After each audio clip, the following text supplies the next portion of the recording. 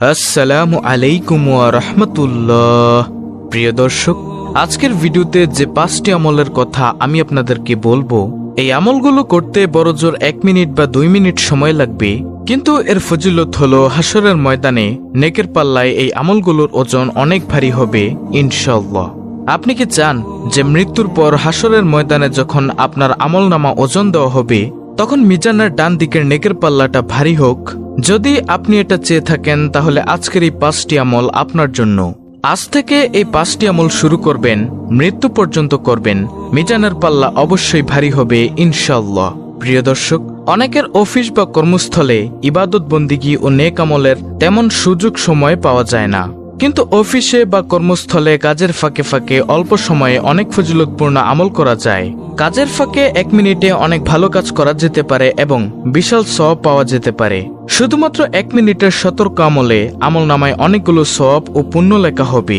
প্রিয় দর্শক, তাহলে চলুন একে একে প্রত্যেকটি আমলের সাথে আপনাদেরকে পরিচয় করিয়ে দিই। আজকের ভিডিওর 5টি আমলের মধ্যে সর্বপ্রথম আমলটি হচ্ছে নম্বর 1, মনে মনে দ্রুত গতিতে 3 বার সূরা ফাতিহা পড়া যায়। এভাবে আমল করলে 18 বেশি নেকি হাসিল করা যায়। প্রিয় দর্শক, এখন আপনি বলতে পারেন সূরা ফাতিহার ফজিলত কি কি? সূরা ফাতিহার ফজিলত হলো, হযরত আলী রাদিয়াল্লাহু তাআলা আনহু বলেছেন, কোন বিপদে পতিত ব্যক্তি 1000 বার সূরা ফাতিহা পাঠ করলে ওই ব্যক্তির আর বিপদ থাকতে পারে না।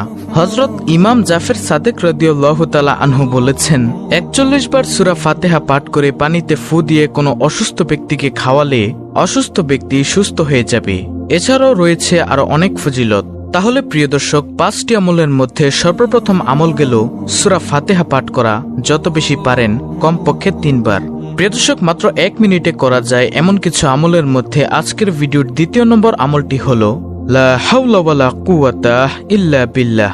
লা হাওলা ওয়ালা কুওয়াতা ইল্লা বিল্লাহ এর অর্থ হলো, আল্লাহ ছাড়া কোনো ভরসা নেই, কোনো ক্ষমতা বা শক্তি নেই। অর্থাৎ মানুষের ব্যক্তিগত শক্তি, সামর্থ্য, ক্ষমতা ও সাহস যত বেশি থাকুক না কেন, আল্লাহ তাআলা তৌফিক না দিলে তা কোনো ধরনের উপকারে আসবে না এবং আল্লাহর সত্তা সবকিছুর ঊর্ধ্বে। সব শক্তিধর বস্তু আল্লাহর সামনে একেবারে তুচ্ছ ও ছোট। লা হাওলা ওয়ালা কুওয়াতা ইল্লা বিল্লাহ এটি একটি গুরুত্বপূর্ণ বাক্য। এর ফজিলত ও সওয়াব অনেক বেশি। যখন মানুষ নিজের সক্ষমতার বাইরে কোনো পরিস্থিতি ও কাজের মুখোমুখি হয় যা সম্পাদন করা তার উপর কষ্টসাধ্য হয়ে পড়ে, তখন এই বাক্যটি পড়তে হয়। এছাড়া শয়তানের কোনো ধরনের প্রতারণা ও আক্রমণ থেকে বাঁচার জন্য এই দোয়াটি পড়া হয়। এটি একটি গুরুত্বপূর্ণ একটি আমল। আমলটি করার ব্যাপারে হাদিসে অনেক বর্ণনা এসেছে। আবু মুসা আশআরী রাদিয়াল্লাহু তাআলা আনহু বর্ণনা করেন, রাসূল সাল্লাল্লাহু আলাইহি ওয়াসাল্লাম একবার আমাকে বললেন, তোমাকে জান্নাতের অন্যতম ধনভাণ্ডারের কথা কি বলে দিব? আমি বললাম, অবশ্যই বলে দিন হে আল্লাহর রাসূল সাল্লাল্লাহু আলাইহি ওয়াসাল্লাম। তিনি বললেন, লা হাওলা ওয়ালা কুওয়াতা ইল্লা বিল্লাহ।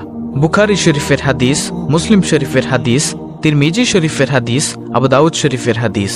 হাজিম ইবনে হারমালা রাদিয়াল্লাহু তাআলা আনহু বলেন, আমি নবী সাল্লাল্লাহু আলাইহি ওয়াসাল্লামের নিকট দিয়ে যাচ্ছিলাম। তিনি আমাকে বলেন, হে হাজিম, তুমি অধিক সংখ্যায় লা হাওলা ওয়ালা কুওয়াতা ইল্লা বিল্লাহ বাক্যটি পড়ো, কেননা তা হলো জান্নাতের গুপ্তধন। সুবহানাল্লাহ। দলিল বুখারী শরীফের হাদিস, মুসলিম শরীফের হাদিস। হাদিস নম্বর দেওয়া আছে। তাহলে প্রিয় দর্শক, 5টি আমলের মধ্যে 2য় নম্বর আমলটি হলো লা হাওলা ওয়ালা কুওয়াতা ইল্লা বিল্লাহ জিকির করা। প্রিয় দর্শক, মাত্র 1 মিনিটে করা যায় এমন কিছু আমলের মধ্যে আজকের ভিডিওর 3য় নম্বর আমলটি হলো রাদিতু বিল্লাহি রাব্বা ওয়া বিল ইসলামি দিনা ওয়া বি মুহাম্মাদিন নাবিয়্যা ওয়া রাসূলা সাল্লাল্লাহু আলাইহি ওয়াসাল্লাম। এর অর্থ হলো, আমি আল্লাহকে রব হিসেবে, ইসলামকে দিন হিসেবে এবং মুহাম্মদ সাল্লাল্লাহু আলাইহি ওয়াসাল্লামকে রাসূল হিসেবে পেয়ে সন্তুষ্ট। আবু সাঈদ খুদরি রাদিয়াল্লাহু তাআলা আনহু থেকে বর্ণিত আছে, রাসূল সাল্লাল্লাহু আলাইহি ওয়াসাল্লাম বলেছেন, যে ব্যক্তি নিম্নোক্ত দোয়াটি বলবে তার জন্য জান্নাত ওয়াজিব হয়ে যায়। দলিল মুসলিম শরীফের হাদিস, আবু দাউদ শরীফের হাদিস, মুজামু কাবির হাদিস, মুজামুস সাহাবা। হাদিস নম্বর দেওয়া আছে। অন্য এক বর্ণনায় রয়েছে, যে ব্যক্তি সকালে 3 বার, বিকালে 3 বার রাদিতু বিল্লাহি রাব্বা ওয়া বিল ইসলামি দিনা ওয়া বি মুহাম্মাদিন নাবিয়্যা ওয়া রাসূলা সাল্লাল্লাহু আলাইহি ওয়াসাল্লাম এই দোয়াটি পড়বে, কিয়ামতের দিন আল্লাহ তাআলা তাকে নেকি বৃদ্ধির দ্বারা সন্তুষ্ট করবেন। তিরমিজি শরীফের হাদিস। তাহলে প্রিয় দর্শক, 5টি আমলের মধ্যে 3য় নম্বর আমলটি হলো রাদিতু বিল্লাহি রাব্বা ওয়া বিল ইসলামি দিনা ওয়া বি মুহাম্মাদিন নাবিয়্যা ওয়া রাসূলা সাল্লাল্লাহু আলাইহি ওয়াসাল্লাম। এই দোয়াটি যত বেশি পাঠ করতে পারেন প্রিয় দর্শক, মাত্র 1 মিনিটে করা যায় এমন কিছু আমলের মধ্যে আজকের ভিডিওর 4র্থ নম্বর আমলটি হলো সৎ চরিত্রবান হওয়া। প্রিয় নবী সাল্লাল্লাহু আলাইহি ওয়াসাল্লামের যে গুণ বর্ণনায় কুরআনুল কারিমে আল্লাহ তাআলা আয়াত নাজিল করেছেন তা হলো সৎ চরিত্র বা মহান চরিত্র, যে চরিত্রে থাকবে না কোনো গুনাহের চিন্তা। প্রিয় নবী সাল্লাল্লাহু আলাইহি ওয়াসাল্লামকে লক্ষ্য করে মহান আল্লাহ তাআলা ঘোষণা দেন, আর নিশ্চয়ই আপনি মহান চরিত্রের অধিকারী। কিয়ামতের ময়দানে এই উত্তম চরিত্রের লোকদের আমলনামা হবে 7 আসমান ও 7 জমিনের চেয়ে ভারী। প্রিয় দর্শক, এই সৎ চরিত্রের সংক্ষিপ্ত পরিচয় হলো হালাল গ্রহণ করা, হারাম বর্জন করা, আর নিজ পরিবারের স্ত্রী, সন্তান, মা বাবা ও ভাই বোনদের সঙ্গে উত্তম ও উদার ব্যবহার করা।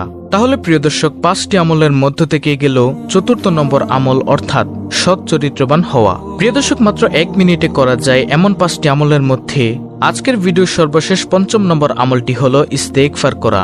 ইস্তেগফার মানে হলো ক্ষমা প্রার্থনা করা, আল্লাহর কাছে মাফ চাওয়া। প্রতিদিন বুঝে না বুঝে নিজের অজান্তে অসংখ্য মানুষ ভুল করে বসে। অধিকাংশ সময় জেনে বুঝে শুধুমাত্র কুপ্রবৃত্তির অনুসরণ করে পাপ করে ফেলে মানুষ। তবে আল্লাহ তাআলা পাপাচারে লিপ্ত বান্দার জন্য ক্ষমার দুয়ার খোলা রেখেছেন সব সময়। তাই মানুষ যতই ভুল করুক না কেন, অনুতপ্ত হৃদয়ে আল্লাহর কাছে ক্ষমা চাইলেই তিনি ক্ষমা করবেন। পবিত্র কুরআনুল কারিমে আল্লাহ তাআলা বলেন, এবং আমি অবশ্যই ক্ষমাশীল তার প্রতি যে তওবা করে, ঈমান আনে, সৎকর্ম করে ও সৎ পথে অবিচল থাকে। সূরা তাহা আয়াত নম্বর 82। আরেক আয়াতে এসেছে, যে ব্যক্তি কোনো মন্দ কাজ করে ফেলে বা নিজের প্রতি জুলুম করে বসে তারপর আল্লাহর কাছে ক্ষমা চায়, সে অবশ্যই আল্লাহকে অতি ক্ষমাশীল পরম দয়ালু পাবে। সূরা নিসা আয়াত নম্বর 110। রাসূল সাল্লাল্লাহু আলাইহি ওয়াসাল্লামের কোনো গুনাহ ছিল না, তিনি ছিলেন নিষ্পাপ। এরপরও তিনি দিনে রাতে প্রচুর পরিমাণে ইস্তেগফার পাঠ করতেন, আল্লাহর কাছে কেঁদে কেঁদে দোয়া করতেন। ইবনে আব্বাস রাদিয়াল্লাহু তাআলা আনহু থেকে বর্ণিত, রাসূল সাল্লাল্লাহু আলাইহি ওয়াসাল্লাম বলেছেন, যে ব্যক্তি বেশি বেশি ইস্তেগফার করে আল্লাহ তাআলা তার সব সংকট থেকে উত্তরণের ব্যবস্থা করে দেন, তার সব পেরেশানি দূর করে দেন এবং তাকে এমন জায়গা থেকে রিজিক দান করেন যা সে কল্পনাও করতে পারে না। সুনানে আবু দাউদ হাদিস নম্বর 1518। ইস্তেগফারের মাধ্যমে আল্লাহর রহমত ও নিয়ামত লাভ করা যায়। ইস্তেগফারের ফজিলত সম্পর্কে কুরআনে কারিমে এসেছে, ইস্তেগফারের ফলে আল্লাহ তাআলা তোমাদের প্রতি সুষম বৃষ্টি বর্ষণ করবেন, আর তোমাদের সম্পদে প্রাচুর্য ও সমমানের বরকত দিবেন এবং তোমাদের জন্য বাগবাগিচা, পানির ফোয়ারায় শোভিত করবেন। সূরা নূহ আয়াত 11 থেকে 12। মোট কথা, তওবা ও ইস্তেগফার মুমিন ও মুত্তাকিদের এক বিশেষ গুণ। মানুষকে আল্লাহ তাআলা তার ইবাদত বন্দিগি ও তার আদেশ নিষেধ মেনে চলার জন্য সৃষ্টি করেছেন, কিন্তু মানুষ শয়তানের প্ররোচনায় পড়ে জীবনের বিভিন্ন ক্ষেত্রে আল্লাহ তাআলার আদেশ নির্দেশ লঙ্ঘন করে বসে আল্লাহ তাআলার হুকুম মেনে চলার ক্ষেত্রে ভুল করে। তাই আল্লাহ তাআলা তার সে ভুল বা গুনাহ থেকে মুক্তি দানের জন্য তওবা ও ইস্তেগফারের ব্যবস্থা করে রেখেছেন। সর্বোপরি তওবা ও ইস্তেগফারের মাধ্যমে একজন মুমিনের দুনিয়া ও আখিরাতের জীবন সুন্দর ও সফল হয়। এর মাধ্যমে একজন মুমিন লাভ করে উভয় জাহানের সমৃদ্ধি। তাহলে এই গেল মোট 5টি আমল। সুপ্রিয় দর্শক, সংক্ষেপে আমি আপনাদেরকে এই 5টি আমল আবার বলে দিচ্ছি, আপনি চাইলে স্ক্রিনশট নিয়ে নিতে পারেন। মাত্র 1 মিনিটে করা যায় এমন 5টি আমল হলো, নম্বর 1, মনে মনে সূরা ফাতিহা 3 বার পাঠ করা। নম্বর 2, লা হাওলা ওয়ালা কুওয়াতা ইল্লা বিল্লাহ এর জিকির করা। নম্বর 3, রাদিতু বিল্লাহি রাব্বা ওয়া বিল ইসলামি দিনা ওয়া বি মুহাম্মাদিন নাবিয়্যা ওয়া রাসূলাহ সাল্লাল্লাহু আলাইহি ওয়াসাল্লাম। বেশি বেশি এই দোয়াটি পাঠ করা। নম্বর 4, সৎ চরিত্রবান হওয়া, অর্থাৎ যে চরিত্রে থাকবে না কোনো গুনাহের চিন্তা।